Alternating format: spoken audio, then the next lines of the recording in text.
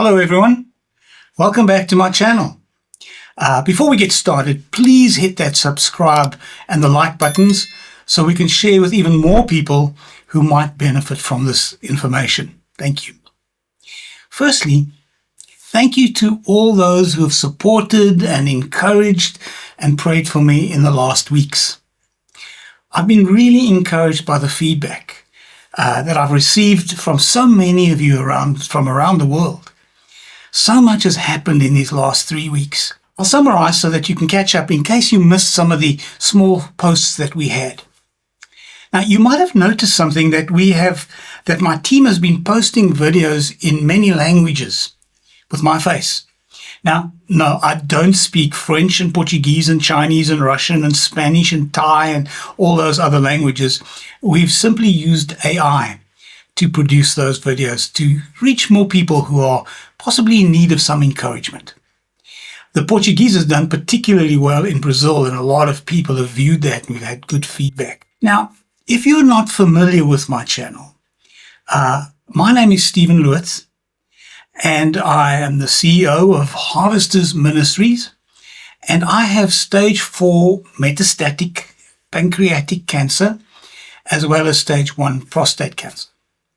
My prognosis is not great, but I intend living well until the end and encouraging as many people as I can in the process. So, quick summary. How am I? And what has been happening? That's the question I get. How are you? Well, my mole was removed from my chest and sent for biopsy. And the good news is it's not melanoma. And that's really good news. And on top of that, my brain MRI also came back showing no metastasis. In other words, there's been no spread to the brain, which is very good news. And so let's start there with the good news today. I might have a bone scan soon just to determine if there's been any spread to the bones, but that'll come up in a few weeks.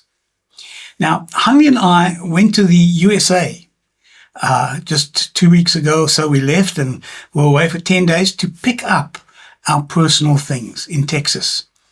And we came back with 10 big full suitcases of our personal items from our home in Midland. We've lived there sporadically for about 8 years and collected a lot of stuff. Now, the trip went well. I was exhausted most of the time, but managed the airports and the planes and the meetings pretty well, and managed to get everything done that we had hoped to do while we were there, including the legal stuff, the banking, and sorting out our personal things that needed to be taken care of. We were also able to see friends and to thank them, and in some cases even say goodbye to these long-term friends and supporters. And I was able to speak at our church in Midland, Texas for about 10 minutes and share with them and say goodbye. Now, before I left for the US, I was supposed to get my 3rd round of chemo, but South Africa ran out of the 5FU chemotherapy, which comes in the ball or the pump that stays into the port. And so I couldn't get the chemo just before we left. And that turned out to be a blessing, because I don't know if I would have made it on chemo as well as all that travel. And, just flying back was 40 hours and 4 flights. But it turned out to be a blessing. I was able to do what needed to be done. On my return, first day back, I got back just in time for chemo, and they still hadn't received any of the 5FU. But it arrived the next day, and I was soon sorted out. And so last Thursday, I started receiving the 3rd round of chemotherapy, and this lasted from Thursday to Saturday. It's 3 days. Now, wow. This time it was different. Round 3 really hit me. By Saturday, I was nauseous and experienced severe fatigue. Sunday was basically a write-off. I was in church, but only my body was there, really. And other side effects like the neuropathy in my fingers and hands has been pretty intense. So I can't touch anything that's cold. So I pick up a bottle out of the fridge or something out the freezer. It hurts and I drop it. I can't touch it. And also can't drink anything that's very cold because my throat closes, my mouth goes into spasm almost. And it's been a tough week. And so I've started to really, for the first time, experience some symptoms and side effects as well. And I realize there's a lot to go still and a long way ahead of me because I'm supposed to get 12 rounds of chemo, and a lot of it is accumulative. Now, Annie and I have been back from the US. We've started to re-assimilate and do the things we've got to do here, but it's been difficult this week with these side effects from chemo and so on. But we're managing. And thank you again for your prayers. We're managing.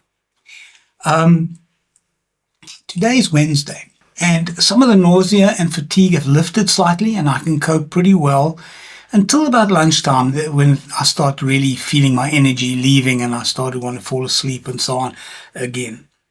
Now, this week has been intense.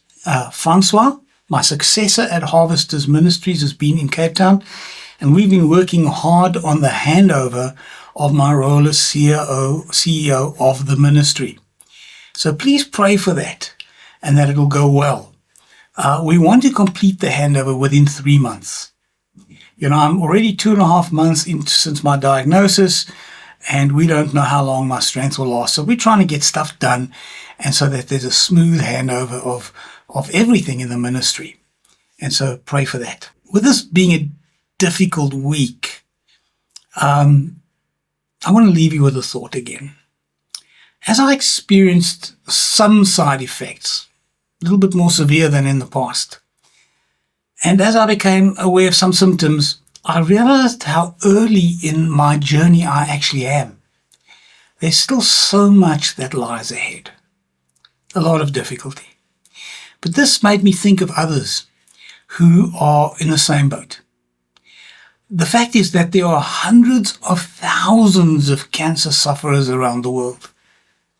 And most of them do not have a blog or a channel where they can express themselves and share. So many do not even have a support system. So many are suffering severely as the disease progresses. So many of them do not have medical aid or any insurance. Some are entering the final phase and are lonely and in need. Some are extremely sick and in pain. Many do not have the means for good medical support, and some cannot even afford medication or even painkillers. So many people have cancer. A few years ago, I was preaching in a church in West Kentucky, and there were perhaps 40 members of the church. But on their bulletin that Sunday morning, written there, the list, there were 15 plus members listed who had cancer. That's a huge percentage. Almost half the church had cancer. And cancer seems to be spreading and growing in numbers around the world. And so often as individuals, we hear that someone has a diagnosis. And we hear of a friend, a family, a colleague, someone we've known, and we hear, oh, so-and-so has cancer. And then even with our best intentions, we forget about them.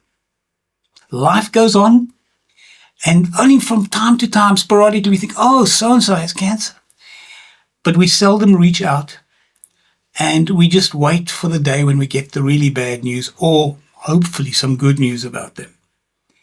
And I want to encourage you today to take note when you hear someone's been diagnosed, and to pray for them, just as you've been praying for me, to reach out, to support and encourage them. In other words, be a blessing. Just a smile, just a word of encouragement. You don't have to find solutions for them. You don't have to send them diets. You don't have to send them whatever you think is going to heal them. Just be there for them. Reach out. Just as you've been a blessing to me, there are probably many people in your life that you're aware of that are cancer sufferers. or maybe even cancer survivors who need your continued prayer because cancer can return. In other words, don't let them be forgotten. So again, thank you, appreciate you, love you. Please subscribe, like, and share. Send this to a friend in need so that others can be encouraged too. And please continue to pray for me. May God bless you.